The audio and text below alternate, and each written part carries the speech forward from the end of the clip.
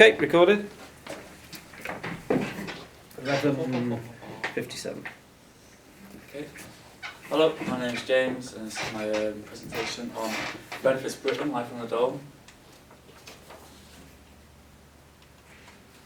This is the content I'll be covering: the show itself, the issue of the show, the impact it's had, the cost, meta ethics and normative ethics. Alright, a little bit about the show first. The show, Benefits Britain, Life on the Dole, was produced by Channel 5. It features families living in Britain on ultra-low income. Ultra-low income is a term they use for people who are literally barely getting by each week. It features a mother who claims to be too fat to work. She's not worked for 20 years, I think it said. And a hopeful rapper who was brought up in care and has 12 convictions to his name. This rapper is a well-known thug and arson and petty theft, but for some reason he thinks he can get himself out of the hood. The issue.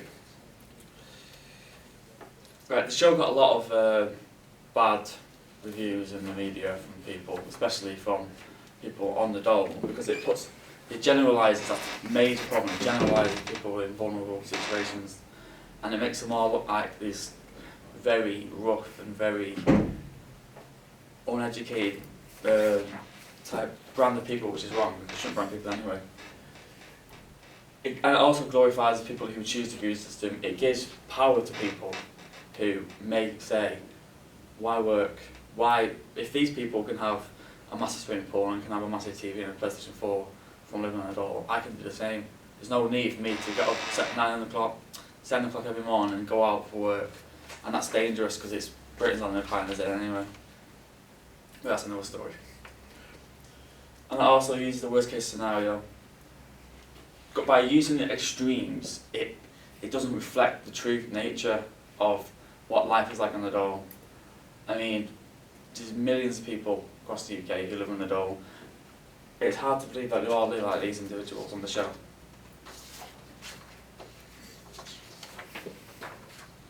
Right, the impact. Okay, as I mentioned before, people are not happy with the show. It's sparked a bit of a upset, both sides. Some people for it, some people against it. A bit of a civil war. There was a split opinion. While some saw them as scroungers, others saw them as unfortunate, as the case would be. There's a forum on a website called NetMums, which allowed mothers to discuss parts of this show. The forum opens with a lady named Samantha N saying, "She's not starting a benefits slating thread. I'm just genuinely shocked that people are being left to live in what I can only describe as shacks." Opening with quite an honest, open, her interpretation of the show, that she's shocked people are actually allowed to live this way. And then another woman, Vicky S, comes in with, "She has no teeth. Toothpaste as little as 25 pence and toothbrush 18 pence. So already the second comment is already showing that there's quite a vast split in opinion, saying she's got no excuse to have poor dental care because it's only cheap toothpaste and toothbrushes. And another lady, Natasha H, says, "Everything about the place is dreadful. There's rubbish everywhere. Houses are a tip. The mother moaning about money when she's got a snake and 2 dogs and can't afford more than hot dogs for the kids for dinner. It makes me want to scream." So again, people are already kind of villainising these people, making out that they're not looking after the kids. It's putting a very negative light on this lifestyle. Not that there's much, positive lifestyle and living, low income, but it doesn't necessarily make people bad. The cost, right? Some people who feature in the show, such as this chap here with his Ku Klux Klan and his Adolf Hitler tattoos. His name's Gordon Higginbotham, and his family and him have claimed that they can no longer walk freely amongst people because everyone thinks he's a neo-Nazi, which is kind of hard to dispute. But the fact is, by featuring on the show, he's forever damaged his reputation now. Anyone who recognises him will instantly think Nazi, no matter how good he does with his life in the future, this person would always be represented as a Nazi because the way the show was created. And he stated in an article that he blames the producers of the show because they didn't show him in a true light. They only picked the bits, or the parts, sorry, of the documentary that fit his ideal, which isn't, doesn't reflect the truth yet again. And like I said before, he's got tattoos on his back of the KKK and Hitler. Okay, onto the ethics. Meta-ethics. This was fun. Intuitionism.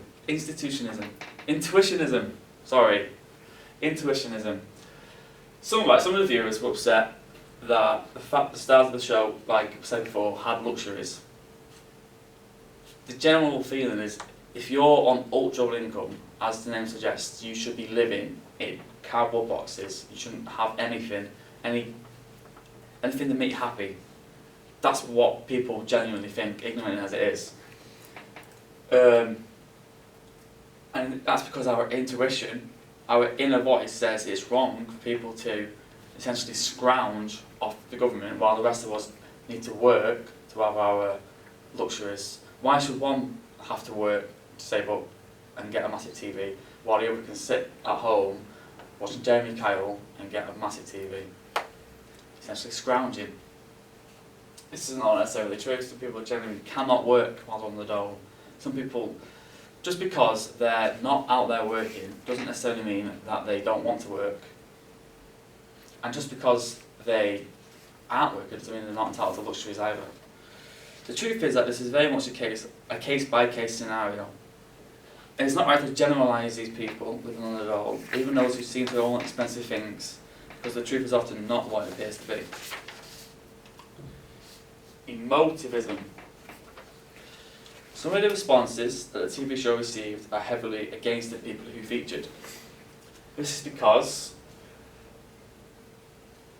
when people form their opinions from something they've seen, they're using mainly their emotion, what they instantly think or instantly feel from watching it. They don't take time to think about the facts, and they don't sit down and actually take into account that person's situation. They just say someone who looks rough because they live in a rough area, living a hard life on low income, having expensive things, and they think that's wrong. They shouldn't have those things. They don't actually think of the human side of it. And that's their emotions taking control. And like I said, each response is personal to the viewer. No two viewers will have the exact same, a family may, but no two viewers should have the exact same response to seeing this programme, because their emotions take a large role in the overall idea. Yeah, and it's not uncommon. We've seen a lot of with documentaries and such. People see them as victims, people see them as the opposite of victims, can't remember the word. Prescriptivism, right. This one states that opinion plays a larger part in one's ethical views than it should. Essentially, if somebody strongly believes that what they think is the truth, or their opinion, their view on something, that has the power to change someone else's opinion, forming this kind of mob mentality. If enough, influential people state that something's so, it can quite easily spread out among people, especially people who are willing to, kind of bite onto it and go with it, which is dangerous because it really rapidly villainises, such as like the Daily Mail claiming that Mr. Higginbotham is a Nazi. By saying that, people who read that and don't do any more research, their opinion is swayed by the influence that the media has, which is dangerous. It's very dangerous because it ruins lives. But also, it glorifies people who are living like this and shouldn't be, but it also demonises people who necessarily cannot help it. People who are crippled or have mental health issues who cannot work, they're being demonised by this generalisation forced on by the media, in my opinion. Normative ethics, teleological. Right, this one is a bit more wordy and thoughty, so I'll give you a minute. People on the show are either good or bad, depending on the outcome of their actions, not the actions themselves. Okay. So this one basically the ends justify the means. So you do what you got to do, as long as the overall outcome is so or is not so. For instance, one person may use the money they get from the dole to feed their family, keep the electricity on, and clothe their children. The other may simply get drugs, alcohol, and technology. This states whether the person is good or bad. They both live on the dole, both individuals live on the dole, they scrounge, they don't do fuck all, they don't do anything other than live on the dole. Yet one uses the money on the dole to care for their family and care for themselves. The other uses it to waste and kind of just live in a kind of bad manner.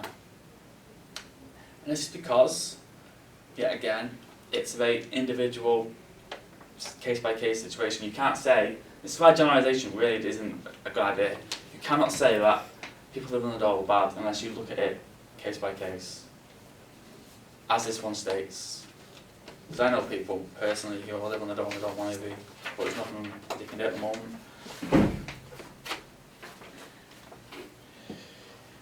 Deontological. Okay, this is more about sense of purpose or duty. Sorry.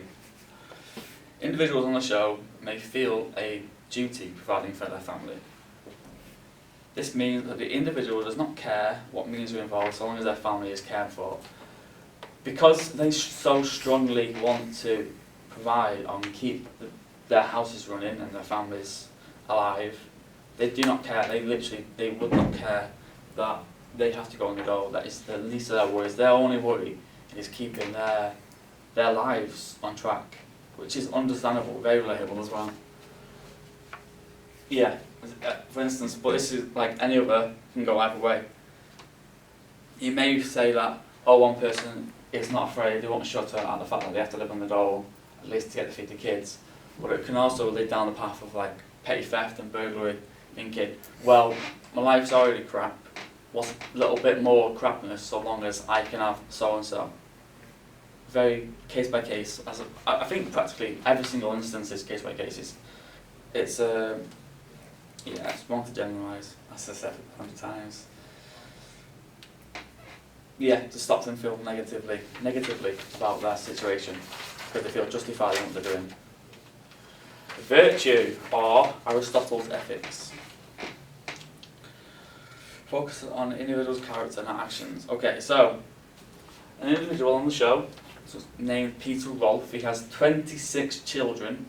I don't know how that's even possible, but he's been seen as, he gets a lot of in the media because he's got a mansion for all his little kids to live in, and he's got a lot of money coming in, all of which is provided from the government or from the state. He doesn't do much, he gets given all this money because he's got so many children. This is frowned upon, obviously, right?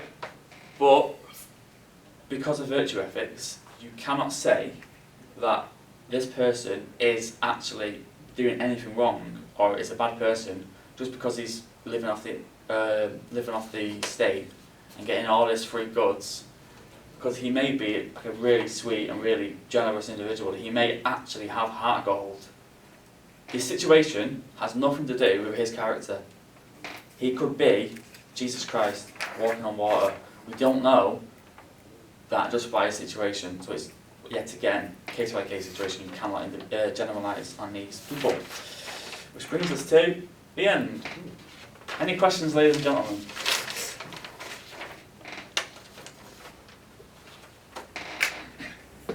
No? Well, thank you for watching.